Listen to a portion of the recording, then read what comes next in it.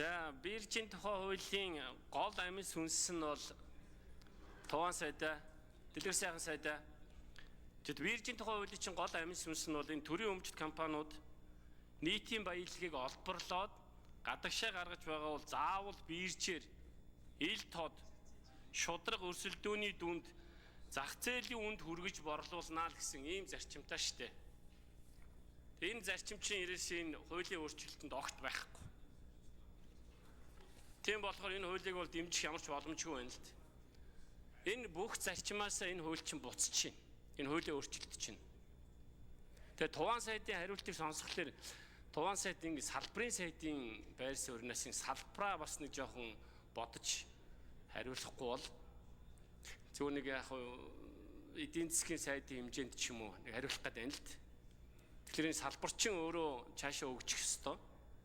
Тэгээ бид нар 13 одоо тэр ган хүлэг гишүүний ярьж байгаа тэр 13 за мөн тэр биржийн дундж үн бусад бүх одоо заалтууд дээр бол эсрэг байр суурьтай байна. Тэгээ өнөөдөр бид нар энэ биржээр зарсан нүүрсээ биржээр үнэтэй зарсан мөнгөөр л амьдарч байгаа шүү дээ. Өнөөдөр тэр Монгол банкнд байгаа тэр 4 тэрбум доллар 5 тэрбум доллар гэдэг байгаа чинь бид нэр биржээр үнэтэй нүүрсээ зарсны хүчинд л байсан одоо олсон мөнгө. Тэр одоо хувьсгал компаниудын мөнгө нийлээд л те яг бодитоор одоо тэгээд тэнд хэдэн доллар байгаа мэдэхгүй. Тэгэхээр би бол энэ биржийн тухай хуулийг бол өөрчлөлтийг огт дэмжихгүй байна. Энэ бол ажлын хэсэг мэсэг байгууллагад ч гэсэн нэг сайжрахгүй гэж би бол бодож байна. Одоо сая зарим гишүүдээ хэлж байгаа тэр ухралт болно, автокремэрэ үнэн. Тэг сайхан юм бодоод хийдэг. Ер нь хүмүүс нэг сайхан юм бодоод хийдэг амьдрал өөрөө тэрийг хөгжүүлдэг штэ. Сайхан юмны чинь цаана авилгал хөгжүүлчихдэг байхгүй. Сайхан бодоод юм хийдэг тэр чинь тэгээд хүний одоо тэр одоо зан чанартай нийцэхгүй, уг чанартай нийцэхгүй бол наа чинь тэгэл хүнд суртал авилгал болоод хувирдаг. Иннээс л холдуулж энэ хуулийг одоо баталсан. Тэгэхээр энэ хуулийн өөрчлөлт бол ерөөсөө энэ ингэж сэгэлж ийсний оронд энэ хууль бол за би бол одоо хэрэггүйтэй биржийн тухай хуульгүй явсан дээр юм байна гэж бодож байна. Эсвэл хуулийн хэвээр нь үлдээх хэрэгтэй, эсвэл хуулиа одоо энэ шинэ хуулиа гаргах юм бол одоо энэ бирж гэж ойлголт бол байхгүй. Цааш нь сайжруулна гэдгийг бол би огт ойлгохгүй байна. Юуг сайжруулах гэдэг гэдгийг ойлгохгүй байна. Би танд хэллээ шүү дээ. Саяны энэ одоо олборлоод ил тод нээлттэй зах зээлийн үнээр борлуулах ёстой гэдэг энэ гурван үндэс чинь бүгдөө байхгүй байна. Гурвуулангийн өөрчилж. Тэгээ энэ бол энэ биржийн тухай хуульгүй болсон дээр юм байна л дээ. Тийм учраас энэ хуулийг бол дэмжихгүй байгаагаа хэлье. За тэр ажлын хэсгийн харин ахлана гэвэл одоо яадаг юм бол эсвэл орж ажилтдаг юм уу гэсэн тийм бодолтой бол байна. Энэ 2025 оны эхний 3 сар хэдчнээ тонн нүүрс биржээр зарсан. 24 онтой харьцуулаад нэг яриад та. 25 оны эхний 3 сар мэдээлэл нь олдохгүй. Өгөөч ихлээр өгөхгүй байна. Байхгүй байгаа юм байлгүй дээ. Тэгээд яагаад зэсийг зарахгүй байгааг би бас ойлгохгүй байна. Яагаад зэсийг зарахгүй байгаа? Үнэтэй байгаа ч зэс чинь үнэтэй байгаа шүү дээ. Тэгээ яагаад зарахгүй байгаа юм? Зэсээ биржээр яагаад зарахгүй байгаа юм? Бирж үнэтэй болно гэдэг чинь эрэлт нь өс. За Туван сайд хариулт өгье. За Ганбаатар сайдад баярлалаа. Тэгээд асуултанд нь хариулъя. Та бас одоо санаа зовж хэлж байгааг ойлгож байна. Өмнө нь бас энэ салбарыг удирдах зүйн хуваар за дээрэс нь энэ биржийн улуурхайн биржийн тухай хуулийг одоо гол санаачилж батлуулсан хүний нэг учраас бас санаа зовж байгааг ойлгож байна. За гол амин сүнсүүд энэ одоо хуулийн дотор хэвээрээ байгаа.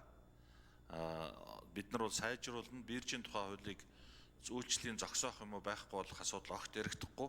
Улам сайжруулаад төгөлдршүүлээд явна.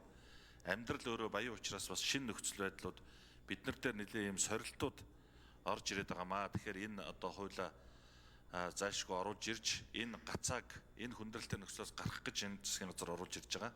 Экспортыг нэмэгдүүлэх зорилготой ажлын хэсэг, том ажлын хэсэг жавхлан сайдаар ахлуулад ажиллаж байгаа. Энэ ажлын хэсгээр ч гэсэн энэ асуудлыг бас нэлээд нухацтай ярьж байгаа гэдгийг бас хэлье. За 13 дугаар заалтан дээр бол бид нар түрүү хэлсэн учраас нэмээд хэлэхэд бид нар валютынхаа нөөцийг гаргаж, валютаа зарж бүтээгдэхүүн оруулах биш, өөрсдөд байгаа зүйлээрээ солилцоо хийж яагаад болохгүй гэж. Энэ угаасаа дэлхийд байдаг л зарчим. Одоо өөр маш олон улсуудад энэ зарчмаар бүтээн байгуулалтанд яваад Монголоос биднээс хол тасраад явчихж байгаа маа. Тэгэхээр бид бүхэн иргэдийнхээ ажлын байртай байлгах, орлоготой байлгах, бүтээн байгуулалтаа зогсоохгүй явуулах гэдэг үднээс л засгийн газар арга чарга хайж энэ асуудлыг оруулж ирж байгаа. Тэгэхээр бас ажлын хэсэг байгуулагдвал таныг бас ахлаад юм уу одоо дотор нь ороод ажиллаад хэдүүлээ энэ асуудлаа яриад гарц гаргалгаагаа хамтдаа гаргаад явъя гэж хүсэх байна. Баярлалаа. Ирж дөлгөөн захирал хариулт өгье. Ажлын хэсэг 11 дугаар микрофон. За Ганбаатар гишүүний асуултанд хариулъя. За 4 сарын 11-ний байдлаар 2024 оны 4 сарын 11-ний байдлаар 7 сая 123 мянган тонн арилжаалагдсан. 25 оны 4 сарын 11-ний байдлаар 1 сая 254 мянган тонн нүүрс бол арилжаалагдсан. За зэсийн хувьд бол би Эрдэнэт үйлдвэрийн гүйцэтгэх захиралтай уулзсан. Тэгээд энэ жил бол 60 мянган тонн зэсийг бол хөрөнгийн биржээр зарна гэсэн юм төлөвлөгөөтэй явж байгаа юм билээ. Тэгээд сард 5 мянган тонны арилжааны санал бол хүсэлтийг бол биднэрт өгдөг.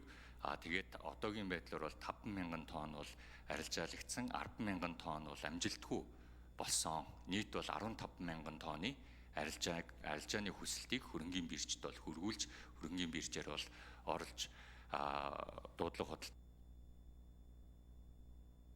За гүйцээж хариулъя. Ажлын хэсэг 11 дугаар микрофон. За тэгээд зэсийн хувьд бол энэ жилд бол тэгээд төлөвлөгөө ёсоор бол 60 мянган тонн арилжаална гэсэн хүлээлттэй байна. Сар болгон 5 мянган тонны хүсэлт бол ирж байгаа. Баярлалаа. За Жамблын Ганбаатар гишүүн тодруулж сууя. Тугасад би зүгээр яг цаг бага учраас энд ингээд би саяны ярьсан заалтуудаа ингээд 5 гол үндэслэлийн бичсэн байгаа танд өгье. Наад хууль чинь биржийн тухай хууль гэж биш болсон.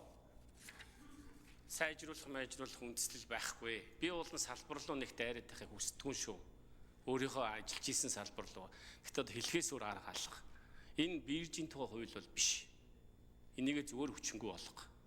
Хэрвээ ингэж өөрчлөлт оруулаад сэгэлсний оронд энэ хууль байхын хэрэг ач холбогдол байхгүй.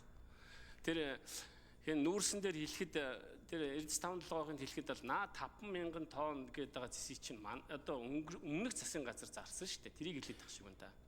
Тэрнээс хоош бол зэс зараагүй. Үнэтэй байхад нь заравлаач хуулиа баримтлаач. Тэгээ 7 сая тонн нүүрс зарж исэн 1 сая тонн нүүрс зарчаад хуулиа биелүүлж энэ үйл чинь өнөөдөр хүчин төгөлдөр байгаа үсттэй. Байхгүй мó. Одоо өөрчлөх гэж байгаа юм байна. Эсвэл өөрчилсөн хуулиа одоо батлуулах гэдэг юм уу? Хуулиа баримталдаггүй мó. Чадахгүй бол тэгээ болооч. Хууль биелүүлж чадахгүй бол одоо ажиллах боломжгүй үстэй болно. Тэгээ 7 сая тонн нүүрс зарж исэн 1 саяыг зарсан гэ баатарлаг хариулдаг юм. Гэхдээ хууль чинь хүчин төгөлдөр байгаа үстэй. Тэгээ хуулиа биелүүлж ажилддаг юм уу? Засгийн газар хамгийн нэгдүгээр хууль биелүүлэх ёстой юм сте. Иргэд аж ахуй нэгжүүдийг урайлаад хамгийн нэгдүгээрт нь урд нь гараад хамгийн нэгдүгээр хууль биелүүлэх ёстой газар үстэй. Тэгээ хуулиа биелүүлдэг юм бол ягаад 7 сая тонн нүүрс зарж хат 1 сая тонн нүүрс зарчаад тэгээ өнөөдрийн баатарлаг яриад байна. Тэгээ хайцсан үдсэн нүүрсүүд нь хайцсан. Тэгээ одоо эсвэл энэ чинь ерөөсөө тэр хуульгүй явцсан юм бол энэ хуулийг одоо яриад яах гэдэг юм. Маш ойлгомжгүй байна.